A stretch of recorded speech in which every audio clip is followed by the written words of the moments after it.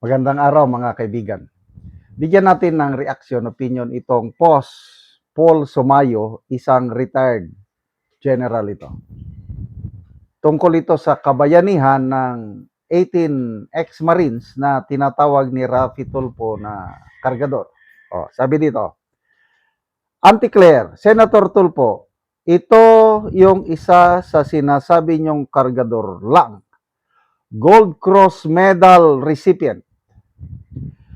Gold Cross Medal is awarded to military personnel for acts of gallantry and heroism in action against an enemy demonstrating exceptional bravery during combat action.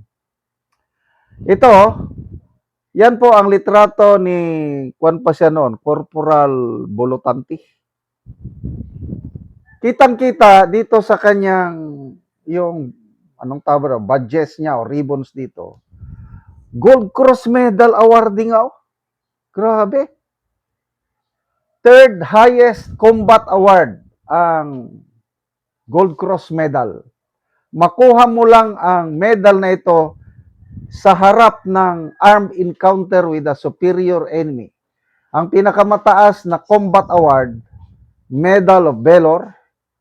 Pangalawa, Distinguished Conduct Star. Pangatlo, Gold Cross.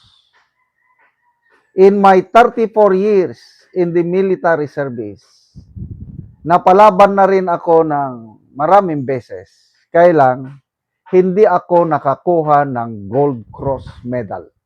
Mataas po ang pamantayan standard bago ka bigyan ng Gold Cross Medal. Ibig sabihin, matindi itong si Bolotante. Talo niya ako. Kasi nga, ulitin ko, 34 years in the military service, marami akong labanan na pagdaanan. Ang nakuha ko lang na combat award, yung Military Merit Medal with Bronze Spearhead Device. Ngayon, tatawagin ninyong kargador ang isang Gold Cross Medal recipient? Sige. Tingnan natin, sinong mapapaya. Kaya ini-explain ko ito. Kaya itong si General Paul Sumayo, nakita niya yung heroism, kaya siya ang nagtanong.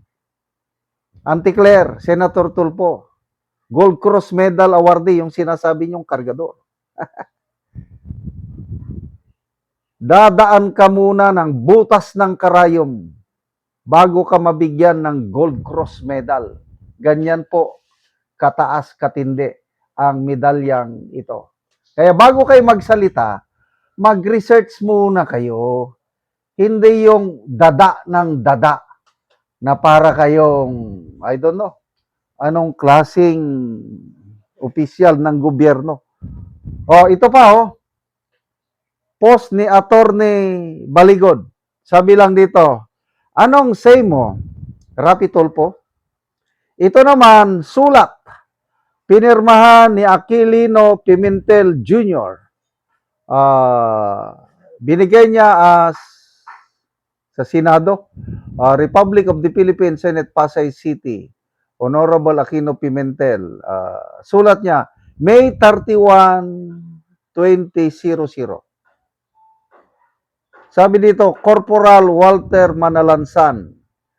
Dear Corporal Manalansan, please accept my sincerest appreciation and utmost admiration to you for the bravery you have shown in battle in Mindanao. The wounds inflicted on you by those who sowed fear and hatred in the South will serve as mementos of pride and courage. They are badges of your unselfish dedication and loyalty to your country. The gallantry you have shown shall not be forgotten. Our countrymen are thankful to you for risking your life for this noble cause. Thank you and God bless. Sincerely, Aquilino Q. Pimentel Jr., Senator. Hindi ako nakatanggap ng commendation o sulat galing sa isang senador. Ito, si Corporal Walter Manalansan, siya po yung namatayan ng kapatid nung June 4 na hearing, yung nagsabi na kung may 5 million man ako ngayon, sana napagamot ko yung kapatid ko dahil sa araw na ito, namatay na yung kapatid ko na may sakit. Kaya ako nalungkot. Doon nagsimula ang ating fund drive. Una, siya ang pinadalhan ko. Itong si Walter Manalansan, pinadalhan ko ng pera galing sa ating YouTube channel. Hindi ko na lang banggitin, malaki-laking amount na gamit niya pagpalibing sa kanyang kapatid. So, only to find out ngayon, nakatanggap siya ng commendation letter from a senator for wounds, sugatan. So, tinatawag namin, kung sugatan ka, meron kang wounded personnel medal. Ang hirap daw kunin yan. Bakit? Kailangan mo pang masugatan bago ka mabigyan ng wounded. Ako, wala akong wounded personnel medal. Bakit? Hindi naman ako nasugatan. Kaya, mahirap kunin yan. Wounded personnel medal. So, I'm sure, marami pang kabayanihan na hindi naman pinaghahambog ng 18 ex-Marines. Kaya lang, bahala ng taong bayan. Kung tawagin sila ni Auntie Claire, tawagin sila ni Rapi Tulfo na kargador, so be it. Talaga namang nagkarga sila ng mali-malit. Kaya lang, kargador na may dangal. Bago sila naging kargador, lumaban sila, itinayan nila ang kanilang buhay para magkaroon tayo ng kapayapaan. Yan ang Brave 18 Marines. So, mga kababayan, let's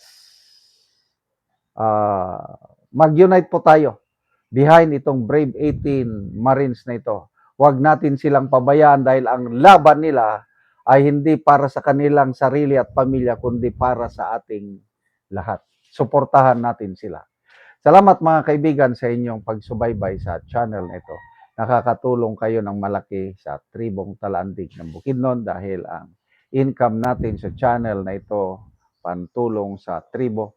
Namimigay tayo ng libreng yero at pako para makapagpatayo sila ng mas maayos na tirahan. Panoorin nyo ang video na ito. Ako diri sa gipatindog nga balay ni Silo sa Natabangan ug Yero nga taga Lower Kalapat. So muna ni ang iyang pag-atupan karon sa natabang sa iyaha nga Yero.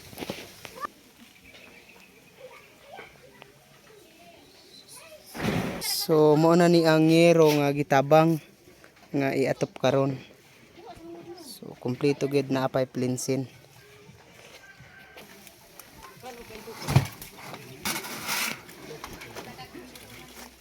Yang idunig ka maama. Dagay nga kapulas mo. Limbis gani tagka.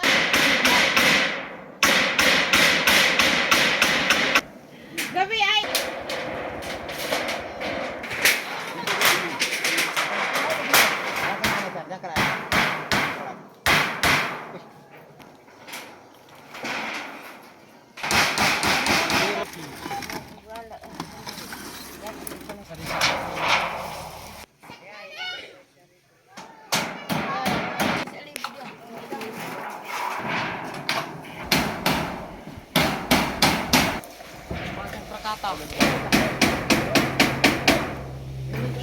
O karon naman na gyud sa pag-atop ang ginatabang nga Yero. So makita gyud nato nga natupan na ang ilang gipatindog ni Silo nga balay. at sa Ginoo nga nakaatop na ko sa akong balay nga akong gipatindog. Salamat sa nagtabang sa Yero. Ginaot nga magpadayon pa para naapadaghang nagulat. Kung wala mo ang nagtabang kay di pa ko makapatindog sa akong balay. So, Salamat ako na gani ang ningkamot ani para makapatindog kog balay. So, ikaw- Salamat sa Ginoo. So ikaw na ani ang nagpatindog. Oh. So Para makataod lang mig balay. para makabalay lang mo. Akong bana, dagan man siya trabaho, busa ako na ang naningkamot nga magpataod mig balay nga. Matagaan mig yero. Salamat kaayo. Ug salamat kaayo tag sa amuan. Salamat.